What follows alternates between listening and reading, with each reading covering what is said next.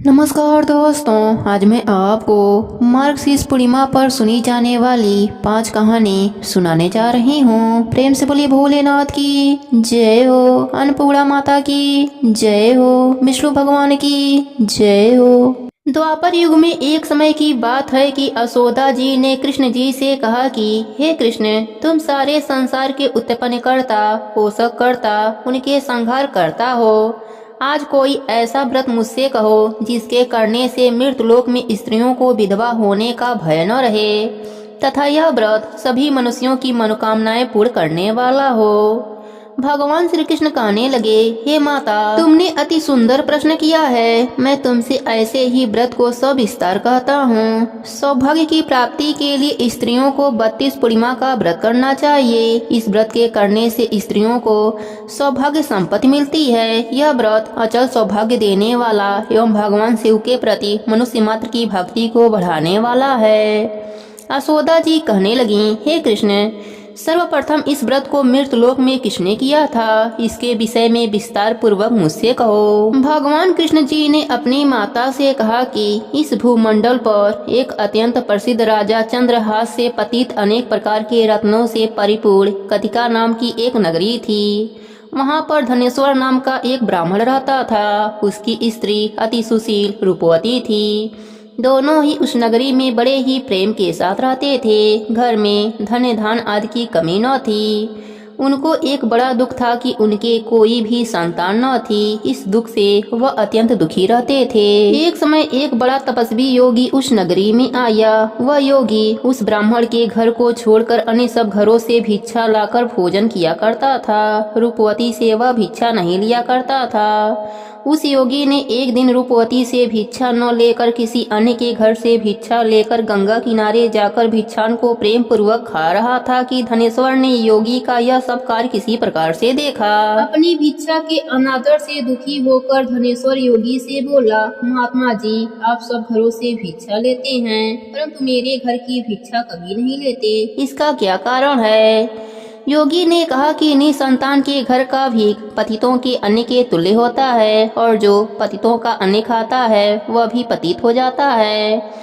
चूंकि तुम निसंतान हो अतः पतित हो जाने के भय से मैं तुम्हारे घर की भिक्षा नहीं लेता हूँ। धनेश्वर यह बात सुनकर अपने मन में बहुत दुखी हुआ और हाथ जोड़कर योगी के पैरों पर गिर पड़ा तथा दुखी भाव से कहने लगा, हे महाराज जी, यदि ऐसा है तो आप मुझे पुत्र प्राप्ति का उपाय बताइए। आप सर्वज्ञ हैं, मुझ पर यह कृपा कीजिए। धन की मेरे घर में कोई भी कमी नहीं, परंतु मैं पुत्र न होने के कारण अत्यंत ही दुखी रहता हूँ। आप मेरे इस दुख का हरण करें, आप समर्थवान हैं। यह सुनकर योगी कहने लगा, हे ब्राह्मण, तुम चंडी की आराधना करो। ब्राह्मण घर आकर उसने अपनी पत्नी से सब वृतांत कहा और तप करने के लिए वन में चला गया। वन में जाकर उसने चंडी की उपासना करी। चंडी ने 16वें दिन उसको सपने में दर्शन दिया और कहा, हे धनेश्वर, जाओ, तेरा पुत्र होगा, परंतु वह 16 वर्ष की आयु में मृत्यु को प्राप्त हो जाएगा। ब्राह्मण हाथ जोड़कर कहने लगा, माँ, कोई ऐसा उपाय बताइए जिससे मेरा पुत्र अल्पायु न रहे। तब माता ने कहा, अगर तुम दोनों स्त्री पुरुष 32 पूर्णिमासियों का व्रत विधि पूर्वक करोगे तो वह दीर्घायु होगा। प्रातः काल होने पर इस स्थान के समीप एक आम का वृक्ष दिखाई देगा। उस पर तुम चढ़कर एक फल तोड़कर शीघ्र अपने घर चले जाना। ऋतु स्नान के पश्चात स्वच्छ होकर भगवान भोलेनाथ का ध्यान करके उस फल को तुम्हारी स्त्री खा लेगी। तब भगवान शिव जी की कृपा से तुम्हारी पत्नी को गर्भ रह जाएगा। इतना कहकर माता अंतर ध्यान हो गईं। जब वह ब्राह्मण प्रातः काल उठा तो उसने उस स्थान के पास ही एक आम का वृक्ष देखा जिस पर एक अत्यंत सुंदर आम का फल लगा हुआ था। उस ब्राह्मण ने उस आम के वृक्ष पर चढ़कर उस फल को तोड़ने का प्रयत्न किया, परंतु वृक्ष पर कई बार प्रयत्न करने पर भी वह न चढ़ पाया। तब उस ब्राह्मण को बहुत चिंता हुई और विघ्न विनायक श्री गणेश जी की वंदना करने लगा। हे दयानिधे, अपने भक्तों के विघ्नों का नाश करके उनके मंगल कार्य को करने वाले, दुष्टों का नाश करने वाले, रिद्धि सिद्धि को देने वाले, आप मुझ पर कृपा करें। मुझे इतना बल दें कि मैं अपने मनोरथ को पूर्ण कर सकूं। इस प्रकार गणेश जी की प्रार्थना करने पर उनकी कृपा से ब्राह्मण वृक्ष पर चढ़ गया और उसने एक अति सुंदर आम का फल देखा। उसने विचार किया कि जो वरदान से फल मिला था वह यही है और कोई फल दिखाई नहीं देता। उस ब्राह्मण ने जल्दी से फल को तोड़ा और घर आकर अपने स्त्री को दिया। उसकी स्त्री ने अपने पति के कहे अनुसार उस फल को खाया और वह गर्भवती हो गई। देवी जी की असीम कृपा से उसे एक अत्यंत सुंदर पुत्र की उत्पत्ति हुई, जिसका नाम उन्होंने देवी दास रखा। माता पिता के हर्ष और शोक के साथ वह बालक शुक्ल पक्ष की चंद्रमा की भांति अपने पिता के घर में बढ़ने लगा। भवानी जी की कृपा से वह बालक बहुत ही सुंदर, सुशील और विद्या पढ़ने में बहुत ही निपुण हो गया। दुर्गा जी की आज्ञा अनुसार उसकी माता ने 32 पूर्णिमा का व्रत रखना आरंभ कर दिया था, जिससे उसका पुत्र बड़ी आयु वाला हो जाए। 16वां वर्ष लगते ही देवी दास के माता पिता को बड़ी चिंता हो गई कि कहीं उसके पुत्र की इस वर्ष मृत्यु न हो जाए। इसलिए उन्होंने अपने मन में विचार किया कि यदि यह दुर्घटना उनके सामने हो गई तो वह कैसे सहन कर पाएंगे। तब उन्होंने देवी दास के मामा को बुलाकर कहा कि देवी दास 1 वर्ष तक काशी में जाकर विद्या अध्ययन करेगा, उसको कभी भी अकेला मत छोड़ना और 1 वर्ष के बाद इसको घर लाना। ब्राह्मण और उसकी पत्नी ने अपने पुत्र की मंगल कामना के लिए दुर्गा माता की आराधना और पूर्णिमा का व्रत करना आरंभ कर दिया था। मामा और भांजा रात्रि बिताने के लिए एक गांव में ठहरे। उस दिन उस गांव में एक ब्राह्मण की अत्यंत सुंदरी गुणवंती कन्या का विवाह होने वाला था। संयोगवश होने वाला दूल्हा काना था। यह बात वर के पिता ने छिपा कर रखी थी। उसने जब देवी दास को देखा तो सोचा इसी से कन्या का लग्न करा देता हूँ और विदाई अपने बेटे के साथ करा दूंगा। वह इस बात का जिक्र लड़के के मामा से करी। वह तैयार हो गए। देवी दास का विवाह संपन्न हो गया। विवाह कार्य समाप्त होने के बाद भोजन करने वर और वधू बैठे। देवी दास उस कन्या के बारे में सोचकर रोने लगा। कन्या ने रोने का कारण पूछा तो देवी दास ने सारा वृतांत सुना डाला। इस पर कन्या ने कहा, हमारी शादी अग्नि के सामने हुई है। हम आपको ही अपना पति मानते हैं। मैं आपकी ही पत्नी रहूंगी, किसी अन्य की कदापि नहीं होंगी। तब देवी दास ने कहा, ऐसा मत कहिए, क्योंकि मेरी आयु बहुत थोड़ी है। मेरे मरने के बाद अब की क्या गति होगी। परंतु कन्या दृढ़ विचारों वाली थी। वह बोली, जो आपकी गति होगी वही मेरी भी गति होगी। हे स्वामी, आप रोना बंद कीजिए और भोजन ग्रहण कर लीजिए। देवी दास जब जाने लगा तो 3 नगों वाली अंगूठी अपने पत्नी को दिया और बोला, हे प्रिय, मैं काशी जा रहा हूँ। और वह काशी चला गया।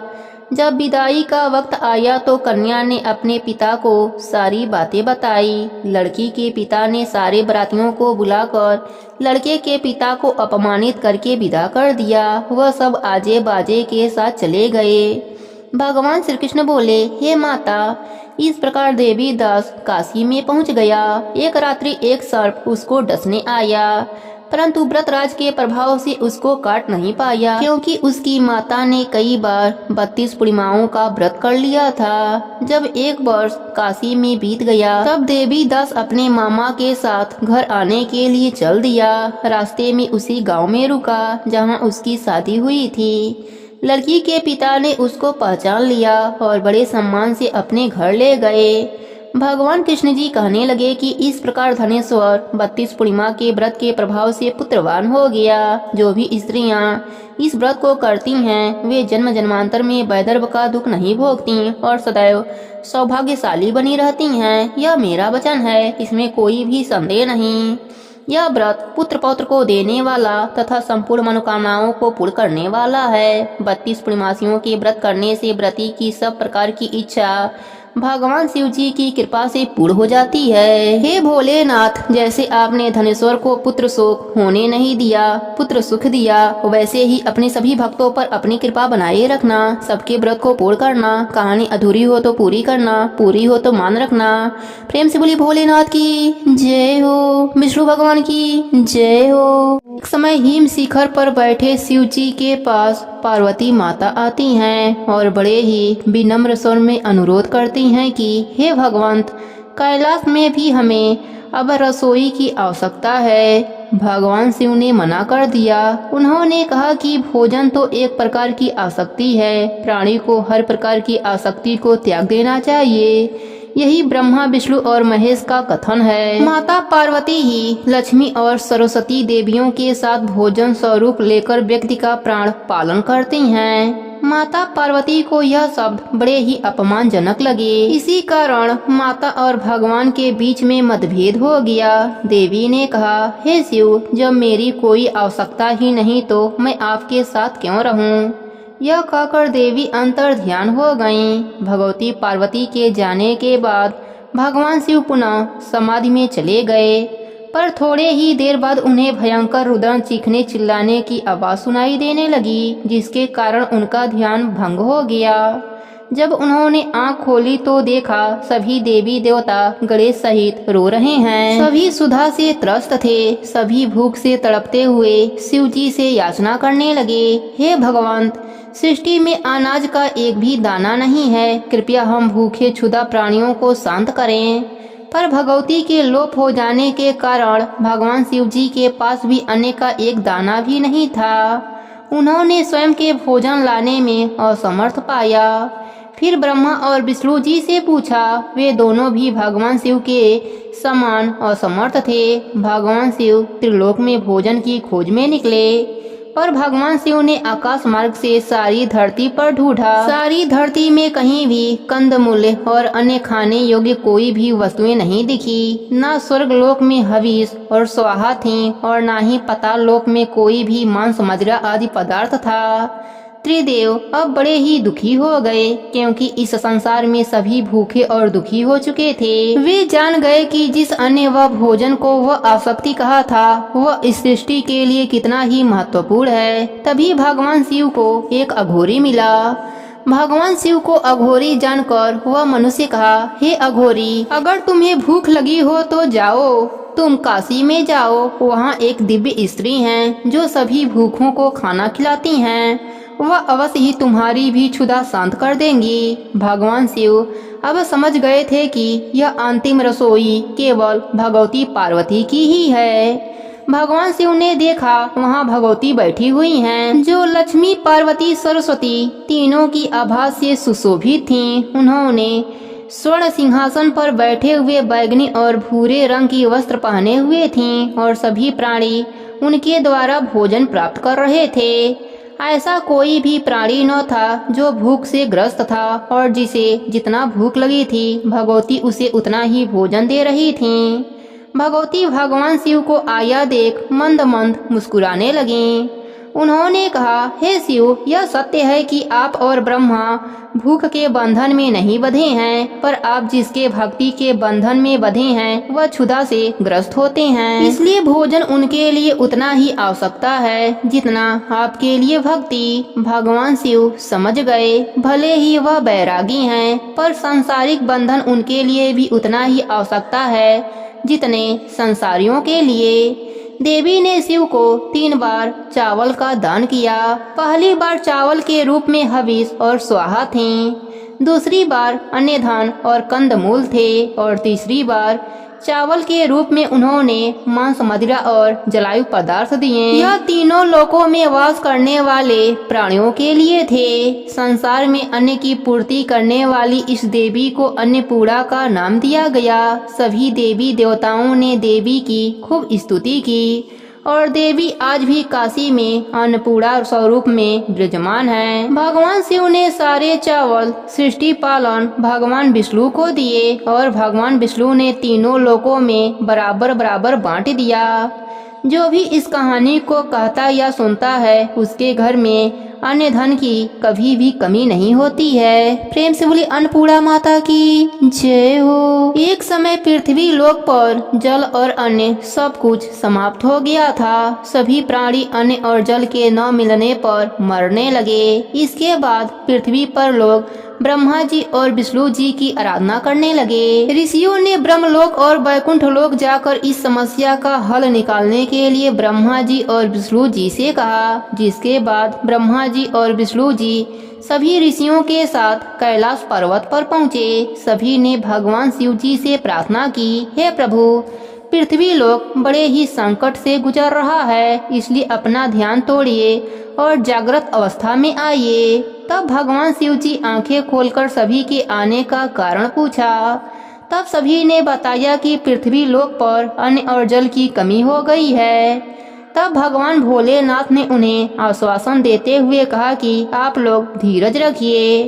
इसके बाद भगवान शिव और माता पार्वती ने पृथ्वी लोक का भ्रमण किया, जिसके बाद माता पार्वती ने अन्नपूर्णा का रूप धारण किया और भगवान शिव जी भिक्षुक का रूप धारण किया। इसके बाद भगवान शिव जी ने भिक्षा लेकर सभी पृथ्वी वासियों में भोजन वितरण किया, जिसके बाद पृथ्वी पर अन्न और जल की कमी दूर हो गई और सभी ने अन्नपूर्णा माता की खूब स्तुति की। प्रेम से बोले अन्नपूर्णा माता की जय हो, भोलेनाथ की जय हो। एक समय की बात है, एक गांव में एक बुढ़िया रहती थी। वह गणेश भगवान की परम भक्त थी। गणेश भगवान की सेवा पूजा किया करती थी। एक दिन वह पीहर जा रही थी तो अपने बहू से बोली कि बहू, मैं पीहर जा रही हूँ, मेरे गणेश भगवान को नहला देना, भोग लगा देना। बहू बोली ठीक है सासू जी। अब तो सास के जाने के बाद बहू बड़बड़ाने लगी कि बच्चों को नहलाऊं कि इस गणेश को नहलाऊं। अब तो गुस्से में बच्चों को नहलाने बैठी। तभी गणेश भगवान को भी बैठा दिया और गुस्से से खूब पानी डालकर नहला दिया। एक दिन तो बहू ने गुस्से से 4-5 बाल्टी ठंडा पानी गणेश भगवान के ऊपर डाल दिया। ज्यादा पानी के वजह से गणेश भगवान नाली में बह गए।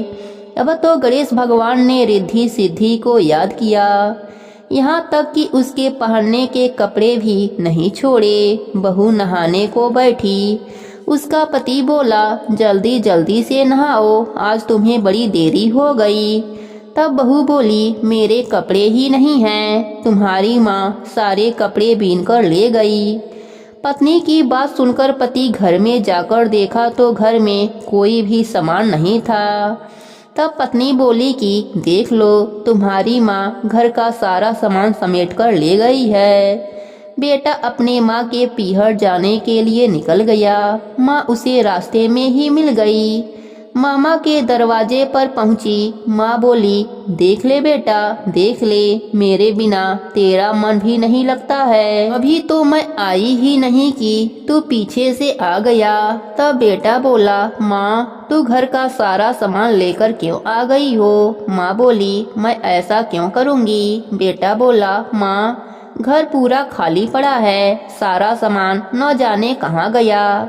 माँ बेटे दोनों घर आए। सास अपने बहू से पूछा कि बहू, मेरे गणेश भगवान कहाँ हैं? बहू ने कहा मैं नहलाया तो आपके गणेश भगवान नाली में बह गए हैं। फिर सास ने गणेश भगवान को आवाज लगाई तो गणेश भगवान बोले बुढ़िया अम्मा, मैं नाली में फंस गया हूँ। तब बुढ़िया अम्मा बोले देख ले, तेरी सेवा करते करते पूरा जीवन हो गया, पर तुमने मुझको दर्शन नहीं दिया।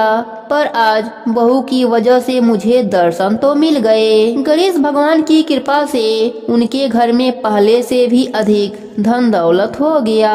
हे गणेश जी महाराज, जैसे आपने सास बहू पर अपनी कृपा करी, वैसे ही अपने सभी भक्तों पर अपनी कृपा बनाए रखना। कहानी अधूरी हो तो पूरी करना, पूरी हो तो मान रखना, सबके व्रत को पूर्ण करना। प्रेम से बोलिए गणेश भगवान की जय हो। भगवान श्री कृष्ण के वचन सुनकर अर्जुन ने पूछा, हे मधुसूदन, जिस ब्रह्म की आपने व्याख्या की है वह ब्रह्म क्या है? कर्म क्या है? अध्यात्म क्या है? अधिभूत किसे कहते हैं? अधिदेव क्या है? अधियज्ञ क्या है?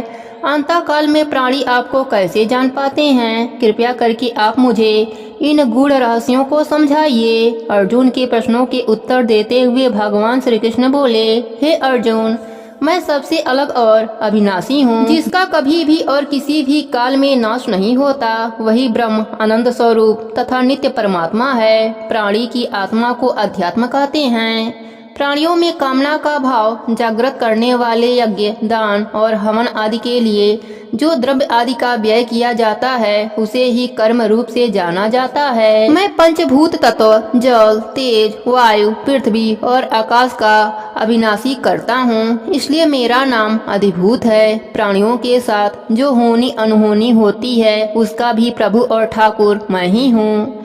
यही कारण है कि मेरा नाम अद्वैत है। हे कौन्तेय, प्राणियों की देह में मैं ही अधियज्ञ रूप से जाना जाता हूँ। इस प्रकार जो प्राणी अंत समय में मेरा स्मरण करके देह का अवसान करता है, वही मेरे स्वरूप को पाकर मेरे दिव्य धाम को जाता है, इसमें संशय नहीं है। हे अर्जुन, जो प्राणी मरण अवस्था में जिसका स्मरण करता है, उसे उसका अगला जन्म उसी की प्राप्ति होती है। अतः हे पार्थ, तू नित्य निरंतर मेरा ही एकाग्र भाव से चिंतन करते हुए युद्ध कर। जिसकी मुझ में आस्था होती है, वह मुझे ही प्राप्त होता है। यदि प्राणी अंतिम समय में भी माया का ही चिंतन करता है, तो वह अगले जन्म में भी माया से ही रमण करता हुआ इस योनि से उस योनि में भटकता रहता है। जितने भी देहधारी हैं, उन सब में न तो किसी की देह ही मेरी जैसी सुंदर है और न ही किसी में मेरे समान बल है। मेरे जितने भी अवतार हैं, उन सब में मेरा यह अवतार सर्वश्रेष्ठ है। हे पार्थ, श्वास गति का क्रम कब टूट जाए, इसे ध्यान में रखकर प्राणी को मुझ दिव्य पुरुष और प्रकाश रूप का नित्य स्मरण करना चाहिए।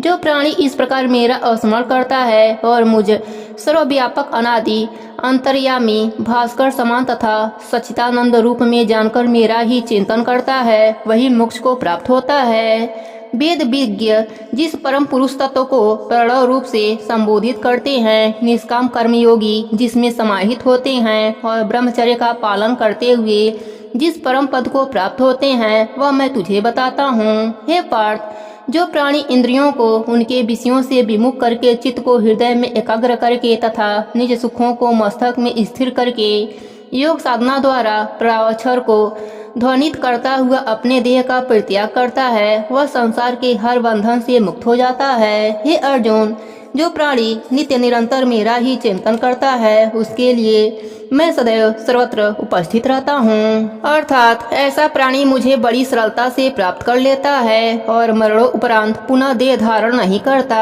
हे कुंती पुत्र, ब्रह्मलोक से मृतलोक और अन्य लोकों में प्राणियों का पुनरागमन होता रहता है, लेकिन जो मेरा भक्त मेरे परम धाम को चला जाता है, उसका पूर्व जन्म नहीं होता, वह जीवन मरण से मुक्त हो जाता है। हे कुंती नंदन, मैं काल से आबद्ध नहीं हूँ, इसलिए मेरा वह धाम भी काल से आबद्ध नहीं है, लेकिन ब्रह्म आदि अन्य जितने भी लोक हैं, वे सब काल से आबद्ध हैं। हे अर्जुन, अब यह सुन कि जिन लोगों ने मेरा महात्म्य सुना है, उनकी क्या गति हुई है। सतयुग, द्वापर, त्रेता व कलयुग, जब यह चारों युग सहस्त्र बार बीत चुके होते हैं, तब ब्रह्म का एक दिन होता है। इसी प्रकार इन चारों युगों के सहस्त्र बार बीतने पर ब्रह्म की एक रात्रि होती है। अब मैं तुझे इन युगों की मर्यादा बताता हूँ। 17,250,000 वर्षों का सतयुग, 12,96,000 वर्षों का त्रेता युग, 8,64,000 वर्षों का द्वापर युग और 4,32,000 वर्षों का कलयुग है। यह चारों युग 43,20,000 वर्ष के होते हैं। जिन प्राणियों ने मेरी कीर्ति को परम अविनाशी जाना है, अब उनके बारे में सुन। यह चारों युग जब सहस्त्र बार बीत जाएं तथा ब्रह्म का एक दिन होता है, अपनी आयु भोग कर ब्रह्म भी नष्ट हो जाता है और मनुष्य भी मर जाता है। इसलिए जो नासमान है वह एक समान है। अब मैं तुझे उन मार्गों के बारे में बताता हूँ, जिन पर चलने वाला प्राणी कभी लौटकर नहीं आता। एक मार्ग ज्योतिर्मय अथवा प्रकाश पथ कहलाता है, इसे ही उत्तरायण कहते हैं। इस मार्ग में अभिमानी देवता अग्नि दिन शुक्ल पक्ष है। सूर्य जिन 6 माह में उत्तरायण में होता है, वह देवताओं का दिन होता है। जो प्राणी उत्तरायण मार्ग में जाता है, वह लौटकर नहीं जाता। दूसरा मार्ग दक्षिणायन कहलाता है। इस मार्ग में चंद्र ज्योति का क्षीण प्रकाश रहता है। इस मार्ग के देवता धूम, रात्रि, कृष्ण पक्ष हैं। जो प्राणी मृत्यु के पश्चात इस मार्ग में जाता है, उसको भूमंडल पर लौटकर आना पड़ता है। दक्षिणायन को देवताओं की रात्रि भी कहा जाता है। जो प्राणी मेरा स्मरण करता हुआ मृत्यु के पश्चात उत्तरायण मार्ग से जाता है, वह देवलोक से होकर ब्रह्मत्व को प्राप्त होता है। जो प्राणी मन में फल की इच्छा रखते हुए मुझे स्मरण करता है तथा शुभ कर्म करता है, वह दक्षिणायन मार्ग से चंद्र ज्योति के प्रकाश से होकर स्वर्ग में जाता है। वह दिव्य कर्मों का फल भोगकर पुनः भूमंडल पर लौट आता है, क्योंकि शुक्ल पक्ष व कृष्ण पक्ष सनातन मार्ग है। जो योग निष्ठ प्राणी तत्व इन मार्गों को जानता है, वह निष्काम भाव से भक्ति करता है। वह आडंबरों व काम भाव से सर्वथा दूर रहता है। इसलिए हे पार्थ, तू निरंतर समभाव की भावना मन में रखते हुए मेरा स्मरण कर, क्योंकि जो प्राणी तत्व मुझे जान लेता है वह वेद पठन, यज्ञ, तप, दान आदि से प्राप्त पूरी फलों की कामना कभी नहीं करता। वह मोक्ष पद को प्राप्त होता है। यहीं पर 8वें अध्याय की कथा समाप्त होती है। प्रेम से बोलिए कृष्ण भगवान की जय हो। अब सुनते हैं 8वें अध्याय का महात्म्य। भगवान विष्णु ने कहा, हे लक्ष्मी, अब मैं 8वें अध्याय का महात्म्य तुम्हें बताता हूँ। प्राचीन काल में नर्मदा नदी के तट पर एक नगर में सुभाव शर्मा नाम का एक ब्राह्मण रहता था। ब्राह्मण कुल में जन्म लेने पर भी वह हीन भावनाओं से ग्रस्त था। नित्य मदिरा पान करता, चोरी इत्यादि करना उसकी आदत बन गई थी। एक दिन उसने खूब ताड़ी पी, जिसका नशा वह सहन नहीं कर पाया और रोगग्रस्त होकर काल का ग्रास बन गया। उसे अगला जन्म ताड़ के एक वृक्ष के रूप में मिला। उस वृक्ष के नीचे ठंडी छाव में ब्रह्म राक्षस के रूप में एक ब्राह्मण पति पत्नी रहने लगे। ब्राह्मण पति पत्नी के पूर्व जन्म की घटना इस प्रकार है। कुशी बल नाम का एक ब्राह्मण था। वह वेद आदि तत्वों तथा शास्त्रों का अच्छा ज्ञाता था। उसकी पत्नी का नाम कुमति था। उसके विचार काफी दूषित थे। कुशी बल ब्राह्मण होते हुए भी काफी लोभी प्रवृत्ति का था। लोभवश वह अपनी स्त्री के साथ प्रतिदिन भैंस, घोड़े आदि बड़े दानों को ग्रहण करता था, परंतु अन्य ब्राह्मणों को वह दान में मिली कोई भी वस्तु नहीं देता था। वही दोनों पति पत्नी कालवश मृत्यु के उपरांत ब्रह्म राक्षस बनकर इस ताड़ के वृक्ष की छाव में रहने लगे। एक दिन ब्रह्म राक्षस की पत्नी ने उससे पूछा, हे प्राणनाथ, हमारा यह घोर कष्ट किस प्रकार दूर होगा तथा इस ब्रह्म राक्षस योनि से हमें किस प्रकार मुक्ति मिलेगी? तब उस ब्राह्मण ने कहा, हे देवी, ब्रह्म विद्या के उपदेश, अध्यात्म तत्व के विचार और कर्म विधि के ज्ञान बिना किस प्रकार संकट से छुटकारा मिल सकता है? पति के यह वचन सुनकर पत्नी ने कहा कि वह ब्रह्म क्या है, अध्यात्म क्या है और कर्म कौन सा है। ब्राह्मण की पत्नी द्वारा इतना कहते ही एक आश्चर्यजनक घटना घटित हुई। उपयुक्त वाक्य गीता के 8वें अध्याय का अधूरा श्लोक था, जिसके श्रवण से ताड़ का वह वृक्ष अपने रूप को त्याग कर मानव देह में परिवर्तित हो गया।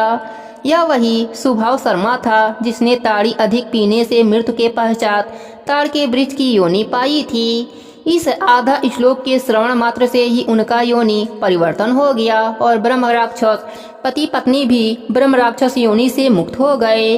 उसके पश्चात आकाश से एक रत्न जड़ित दिव्य विमान आया और वह दोनों पति पत्नी उस विमान पर आरूढ़ होकर स्वर्गलोक को चले गए। सुभाव शर्मा उस आधा श्लोक को श्रद्धा भाव से लिखकर भगवान विष्णु की साधना के उद्देश्य से पावन नगरी काशी चला गया।